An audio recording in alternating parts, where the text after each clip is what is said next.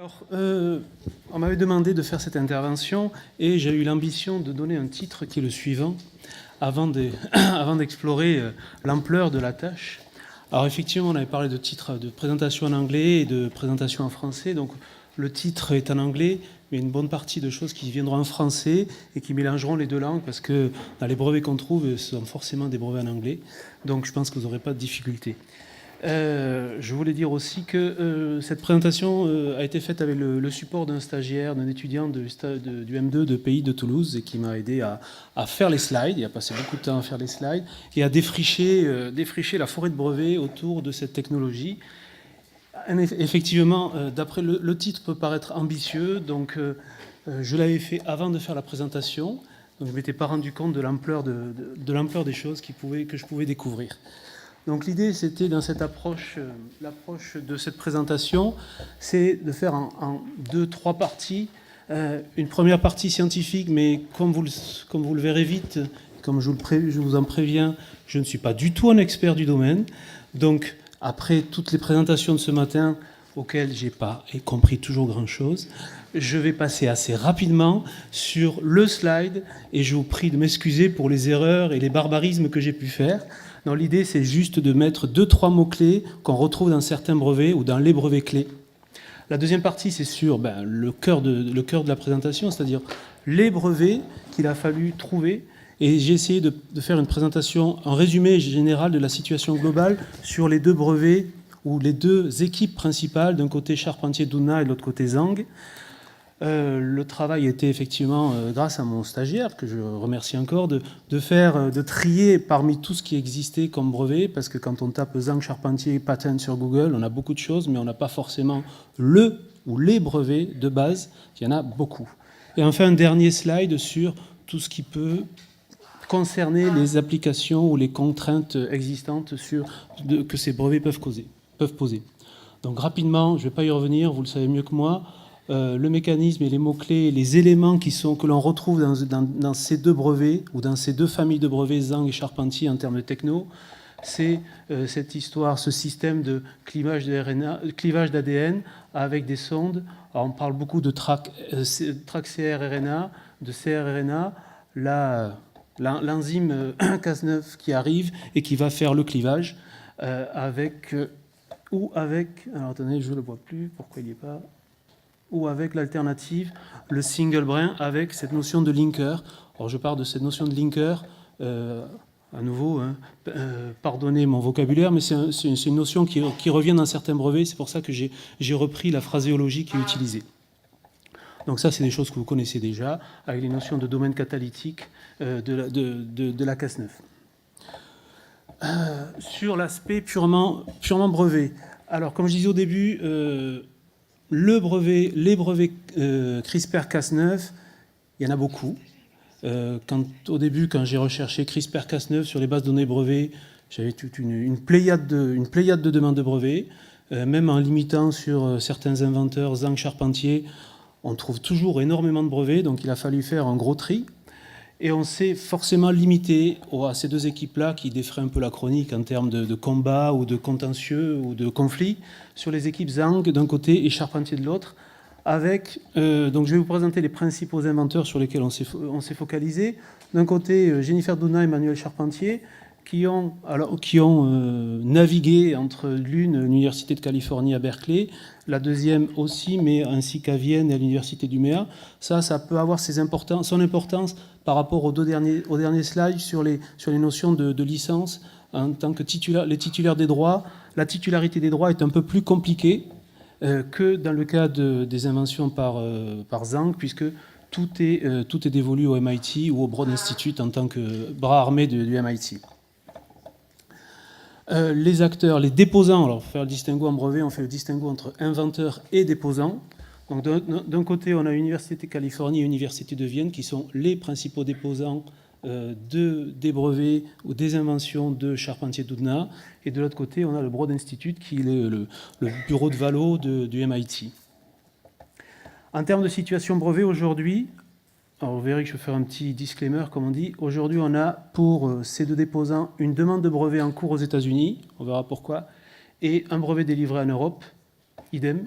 Et de ce côté, on a 2 brevets, on ne le voyait pas bien, un brevet délivré en Europe et un brevet délivré aux États-Unis. Donc une fois après avoir pu trouver quels étaient, ou quels sont, ou quel est le brevet correspondant à la techno CRISPR-Cas9 de base, entre guillemets, ça n'a pas été forcément toujours facile. Là, c'est un peu une timeline des dépôts des demandes. D'un côté, alors pour ce qui concerne l'université de Berkeley, et en bas, le Broad Institute.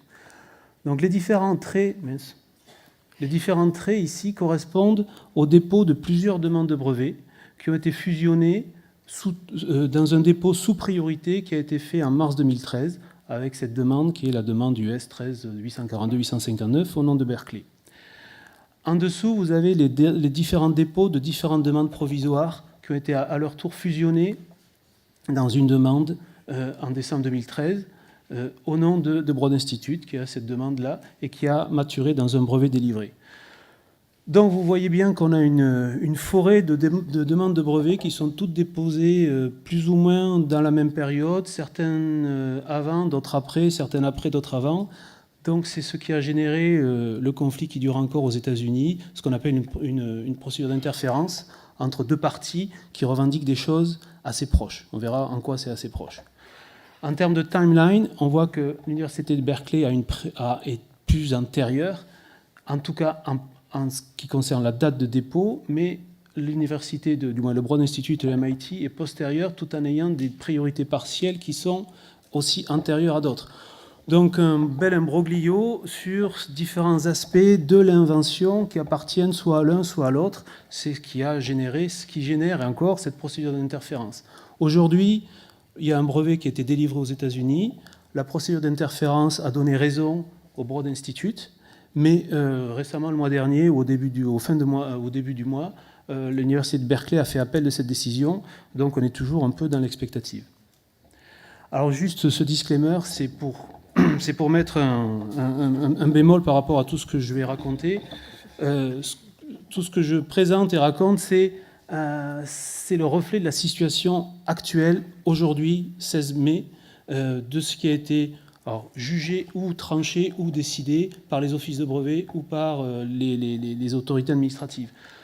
Donc j'ai pas eu le temps, honnêtement, on n'a pas le temps en 15 minutes de faire une étude de brevetabilité. Je vais vous délivrer ce que j'ai pu constater sur les brevets qu'on a pu identifier comme étant les brevets de base. Ça ne prend pas en compte les oppositions que chaque partie forme contre les brevets de l'autre. Ça, bien sûr, ça, il y en a forcément. Bon, tous les brevets de l'un sont opposés par l'autre et tous les brevets de l'autre sont opposés par l'un. Et bien sûr, il n'y a pas d'opinion sur l'issue de ces conflits parce que ça nécessiterait une journée entière. Donc aujourd'hui, ce que je vais faire, c'est que je vais passer les 2 brevets américains, les 2 brevets européens pour chacun des déposants, d'un côté le Broad Institute et de l'autre côté l'Université de Californie, pour mettre en évidence un petit peu quelle est l'invention qui est protégée par le brevet de l'un, quelle est l'invention qui est protégée par le brevet de l'autre. C'est pour ça qu'on se focalise sur les revendications de ces brevets, mettre en évidence les points particuliers, ce qu'on peut appeler les limitations qui peuvent aider pour l'interprétation de la liberté de ce qu'on peut faire ou pas, et un peu la dépendance de l'un par rapport à l'autre. Aujourd'hui, si on commence par l'Université de Californie, alors à nouveau, c'est important de garder en tête, c'est que c'est une demande de brevet, donc c'est quelque chose qui n'est pas délivré, c'est pas un brevet. On ne va pas la lire, cette revendication, parce que je ne sais pas si vous avez déjà lu des brevets. Revendication, c'est une phrase qui est très longue et qui est un peu rébarbative à lire. Donc j'ai essayé de la décomposer en éléments essentiels qui sont, premièrement, c'est une méthode. C'est une méthode de coupure, de clivage d'un acide nucléique. Cette méthode, elle contient l'étape de mettre en contact. Alors contacting, c'est un terme assez on a beaucoup de termes fonctionnels. Contacting, alors c'est un ADN, pardon, c'est pas un ND. Un ADN cible avec un système CRISPR-Cas9, ou Cas, même pas Cas9, Cas. Et ce système CRISPR-Cas, il est composé d'une protéine Cas, d'un single targeting RNA, qui comprend lui-même 3 parties. Cette partie targeteur, le partie activateur, qui s'hybride avec le targeteur, et cette notion de linker, une série de nucléotides qui font le lien entre les 2 parties. Et tout ça, ça permet de former, il y a un complexe qui se forme entre la Cas9 et le single RNA, de manière à cliver Une fois que le complexe est formé, la séquence cible est clivée. Donc ce qu'on remarque, même sans être un spécialiste, c'est qu'on n'a pas énormément de limitations en termes de cibles cellulaires, eucaryotes, procaryotes, je dis ça parce que ça a son importance derrière. On n'a pas de limitation particulière à une utilisation in vitro, in vivo, ex vivo ou autre. Donc on a des revendications qui sont assez larges et qui couvrent une technologie. Alors j'ai vu quelques présentations ce matin, je n'ai pas toujours pu reconnaître et caser les choses dans l'ordre, mais on a quand même beaucoup de choses qui se retrouvent. Mais gardez à l'esprit que c'est une demande de brevet, ça veut dire que ça peut évoluer dans un sens de restriction, de spécification ou dans l'autre. Brevet US, demande de brevet US, Université California.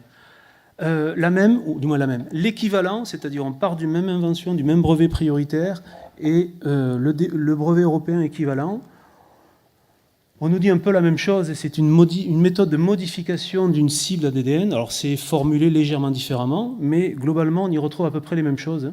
C'est-à-dire on a le Cas, là c'est la Cas9, un polypeptide. Alors là c'est juste une méthode, on a un polypeptide Cas, la single molecule DNA RNA targeting, avec le segment et le linker ici. Et là, j'ai tâché de dépioter la chose de la même manière. Donc, méthode de modification d'un acide nucléique. Mise en contact de l'ADN, on a à peu près la même chose. Le targeteur, l'activateur, le linker.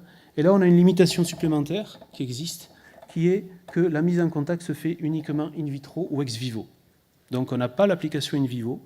Ça, c'est en Europe, ça découle du fait qu'en Europe, les méthodes de traitement thérapeutique appliquées au corps humain, les méthodes de modification d'identité germinale sont exclues de la brevetabilité. Donc cette petite phrase ici, ou cette préposition qui consiste à dire que c'est fait dans une cellule in vitro ou ex vivo, c'est pas pour servir à défendre la brevetabilité, c'est pour contourner une exclusion de brevetabilité. Sur le fond de la décision, l'idée, ça c'est la décision de l'Office européen des brevets, en 2 mots, ça prend plus de pages, hein, mais c'est que les bases de la décision, vous savez qu'en matière de brevet, il y a 2 critères essentiels qui sont la nouveauté et l'activité inventive. En quoi ce procédé est nouveau, celui qu'on a vu, ou cette méthode, ou le complexe? La nouveauté, le tire du fait qu'on met en évidence un single RNA, un single guide RNA, ça c'est ce qui apporte la nouveauté. Et l'activité inventive vient du fait que, quand bien même l'art antérieur décrivait des tracks RNA, mais c'était connu, les trackers RNA en tant que binding et formation d'un complexe avec Cas9 étaient connus, mais ce n'était pas connu à l'époque de dépôt de la demande, hein, pas aujourd'hui bien sûr, c'est il y a 5 ou 6 ans, ce n'était pas connu pour diriger vers un site de clivage. Ce n'était pas connu pour effectuer cette fonction, et c'est de là que l'activité inventive découle, pour le brevet Charpentier. Brevet US délivré Broad Institute, alors vous voyez, la revendication est encore plus longue, on va la décomposer rapidement. Méthode d'altération d'expression, donc c'est un petit peu plus large sur cet aspect-là, avec l'introduction dans une cellule eucaryote, donc là on se focalise sur les cellules eucaryotes, avec un système CRISPR-Cas artificiel inexistant, ça c'est pour contourner les exceptions de loi de la nature aux US, avec un système Cas qui est composé d'une séquence nucléique, une séquence code et des signes de localisation nucléaire pour que ça puisse aller justement au niveau du noyau de la cellule eucaryote. Et dans ce brevet-là, il y a bien précisé que la protéine Cas, elle contient des mutations, au moins une mutation sur le site catalytique, et on fait une coupure simple brin. Donc on voit ici que sur ce brevet-là, on a beaucoup plus de limitations. C'est-à-dire qu'on a beaucoup plus de caractéristiques qui limitent la portée, que ce soit sur la nature de la cellule, que ce soit sur les mutations sur la protéine Cas ou d'autres. Le brevet européen délivré équivalent est à peu près le même. La seule différence, c'est qu'on a des longueurs de séquences qui sont précisées.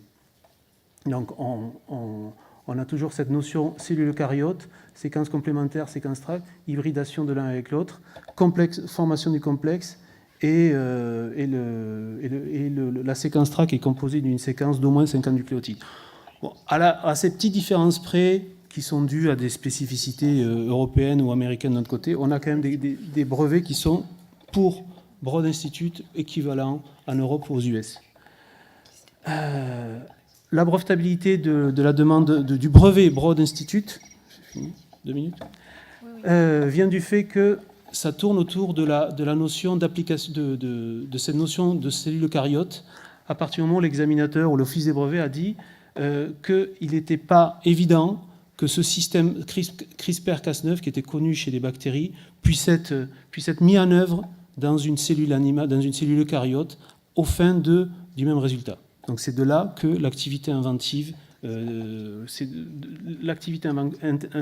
découle de cette caractéristique de fonctionnement dans une cellule eucaryote.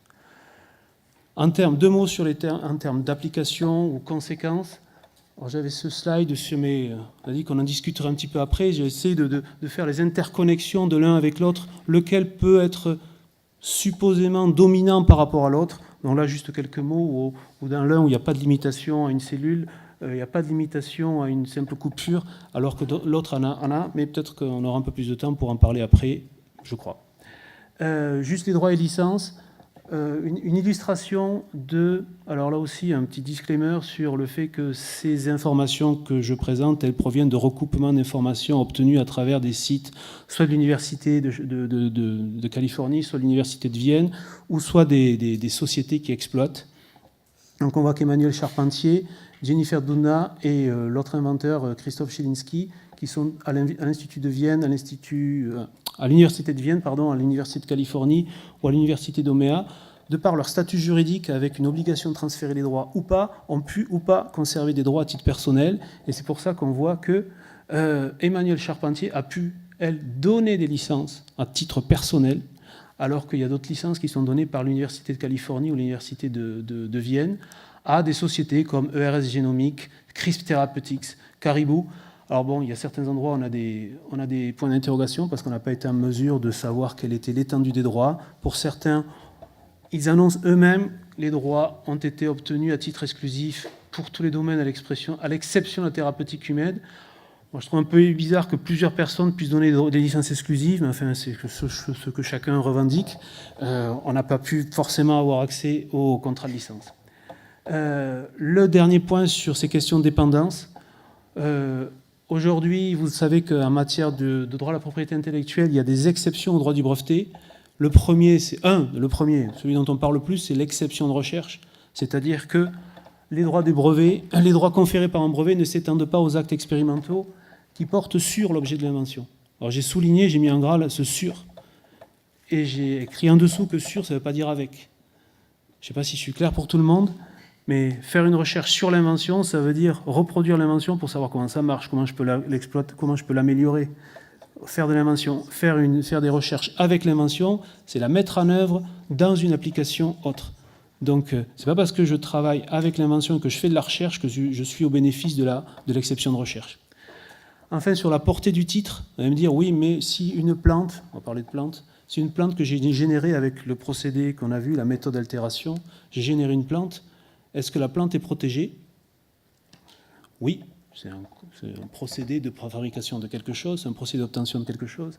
Et on a un article qui nous rajoute une couche qui nous dit qu'un brevet, la protection conférée par un brevet relatif à un procédé permettant de produire une matière biologique qui est dotée de propriétés, génotype, phénotype, propriétés particulières, s'étend à la matière biologique obtenue directement par le procédé. Jusque-là, c'est rien d'exceptionnel en brevet. Tout produit obtenu par un procédé est protégé.